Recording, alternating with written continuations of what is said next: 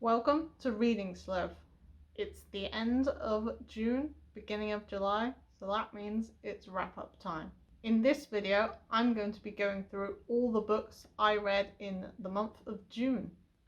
In the month of June, I read 18 books, so let's get into it. In the month of June, I read 11 audiobooks, 3 ebooks, and 4 physical books, at a total of 6,361 pages. I gave 4 books 3 stars, 11 books 4 stars, and only 3 books 5 stars. Stay tuned to find out which books made it into my top 3.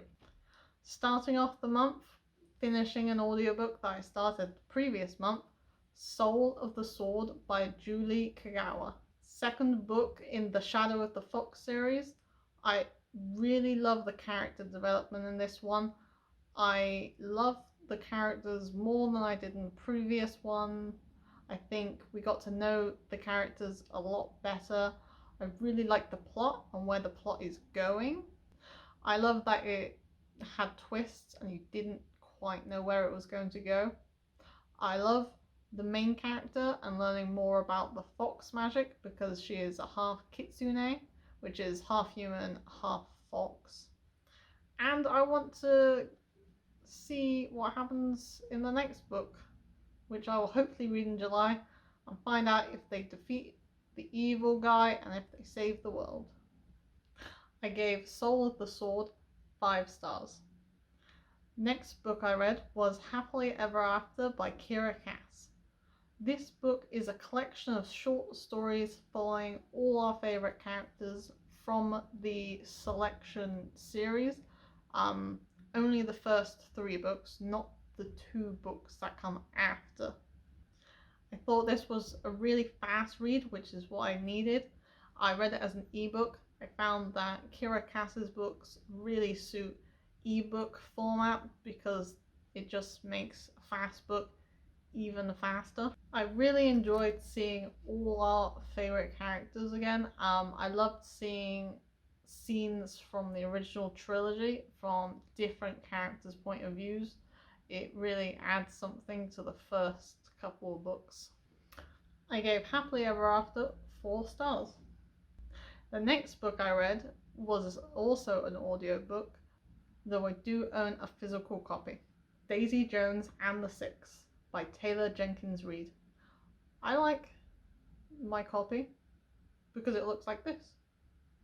This book follows several perspectives in an interview format, which lends itself really well to the audiobook format. We get to follow all the members of the Six, including Daisy Jones herself, and their rise to fame and the dramatic fall. I found it interesting that it was in interview format because it meant that you got to hear all of the different people's viewpoints on one event. I like how different people's versions of events sometimes contradicted one another. Really added an interesting dynamic. I gave this book 4 stars because even though I like the characters and I love the music, I felt like they were really a band that I wanted to be able to hear the music, because even though you got to hear about the story behind them and some of the lyrics, I feel they would make really good songs sung by Fleetwood Mac or something. But I only gave it 4 stars because I couldn't quite connect to the characters. I think it might have been because it was in interview format. I feel like it put a distance between me and the characters. There's a bit of a theme in this video, and it is books getting 4 stars because the next book also got 4 stars. Royal Assassin by Robin Hobb. Book 2 in the Farseer trilogy. This book is a lot better than book 1. We really got to know all the characters, including some new ones that were introduced right at the end of the last book. We got to learn more about Fitz, more about the magic systems, because there are two, the wit and the skill. The skill is generally accepted, whereas the wit is not accepted at all. If you have the wit, you will be an outcast. Fitz has both, and he's trying to learn to balance them and not get caught, whilst trying to protect his kingdom from ruthless people who will do what it takes to take the throne. I felt like the first 2/3 of this book were a bit slow, which is why I gave it 4 stars, but the last 200 pages, the action really kicked it up a notch, and it bodes well for book 3. The ending of this book made me really want to pick up book 3. I really want to know what happens to Fitz, what happens to all my favourite characters. And then the fun doesn't stop there. Next up, another audiobook, another 4 stars. Twice Magic by Cresta Cow. Book 2 in the Wizards of Once, narrated by David Tennant. This book wasn't as good as book 1, but I still really enjoyed it. David Tennant's narration, top notch as always. Top quality narration coming from him. I felt like book 1 was sort of setting up the characters and a little bit of plot, whereas book 2 was really where the plot started to take shape, and from now we have like a goal and our heroes know what to do. There's clear steps, even though those steps aren't going to be easy. I just feel like now we have a direction, and it's the last 2 books are going to be a lot better. The next book is the next 5-star on my list, The Hate You Give by Angie Thomas. This book, I listened to it as an audiobook and I enjoyed it so much, and I wanted to support the author, so I bought a copy for myself, and this copy is amazing. It's just yellow. There are so many important quotes in this. I want to go back and read it again at some point and tab all the really impactful quotes. I felt like this was really impactful to read at the same time as the Black Lives Matter movement. It really showed me that kind of side of the story that I don't get to hear very often.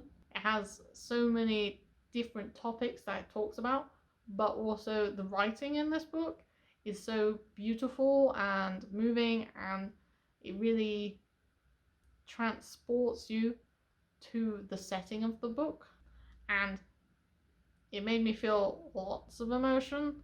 I don't cry, but listening to this book I almost cried like 3-4 times. Definitely recommend. From Garden Heights to Shaker Heights. Nowhere that I know of in the UK has heights in the name, and so going from one book straight into another book that has heights in the name was a weird coincidence for me. Another 4-star books. At first premise, this book may sound boring. Small suburban town, extremely white family living in a big house, and a family who's just moved into their rented house, following drama between the mums and also drama between the siblings of one family and the new girl who comes from the other family who's just moved into town. I'm making this sound more complicated than it needs to be.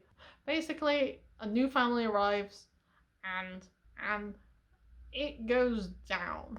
It's a very beautiful book, and it was really interesting. I really liked the writing. I really liked that you'd have a chapter where it follows a completely different character for a while, Sometimes in the past you get to learn about some of the characters' backstories because it plays into what happens in the future, and you just get to follow them for a while before you go straight back into the action, and everything just sort of ties together really nicely, except the ending.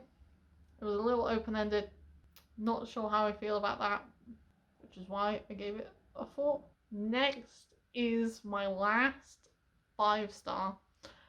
Aristotle and Dante discover the secrets of the universe. I don't know what it is about this book, but I loved it. Lin-Manuel Miranda narrates it, which he's an amazing man. I especially love the fact that there is a quote about not wanting to study Alexander Hamilton, and just hearing Lin-Manuel Miranda say that just had me in hysterics. It follows 2 boys as they come to terms with their feelings, and it's just a really, really nice friendship, and their friendship is just so beautiful to watch, and their feelings towards each other. It made me feel a lot of feels. There's just a certain quality about it that just really made me love this book. The next 2 books come as a pair. They're both 3 stars. The Heir and The Crown by Kira Cass. The last 2 books in the Selection series. This book follows the daughter of a certain couple in the last few books, as she goes through her own selection. This time, instead of 35 women, it's 35 men. What a twist. I felt like this was the Selection light.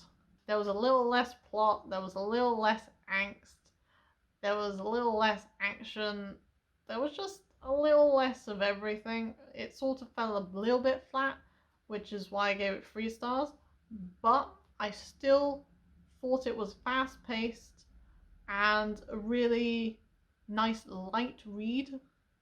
Not too heavy, not too serious. Sometimes you just need something to sort of perk you up, pick up your mood, have a great time, and that's what it was. Though I did love some of the male characters, I thought they had a lot more personality and you could root for them.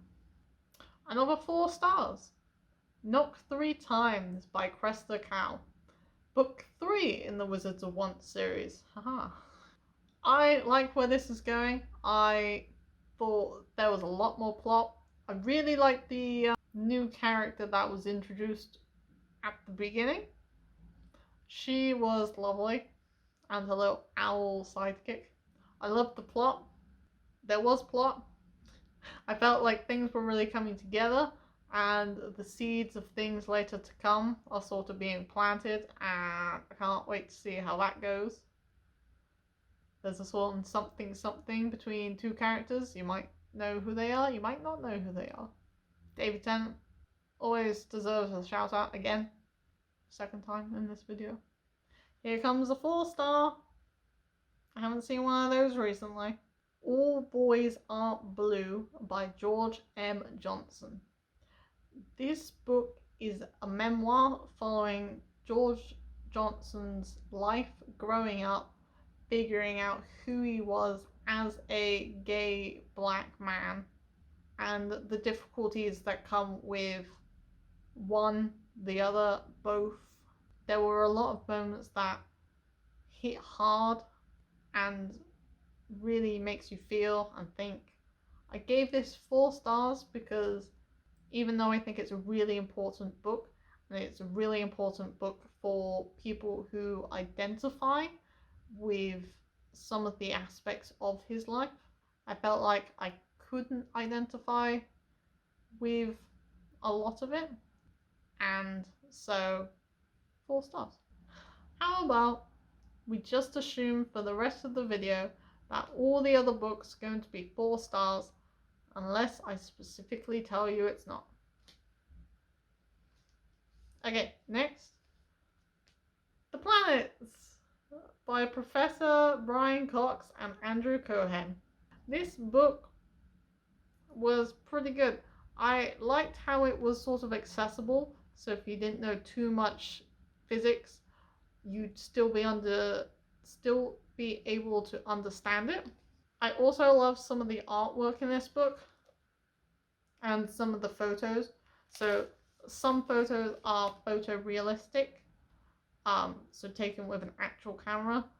Some pictures are an artist's impression, and some pictures are false colored pictures to show different areas of the planets based on different chemicals.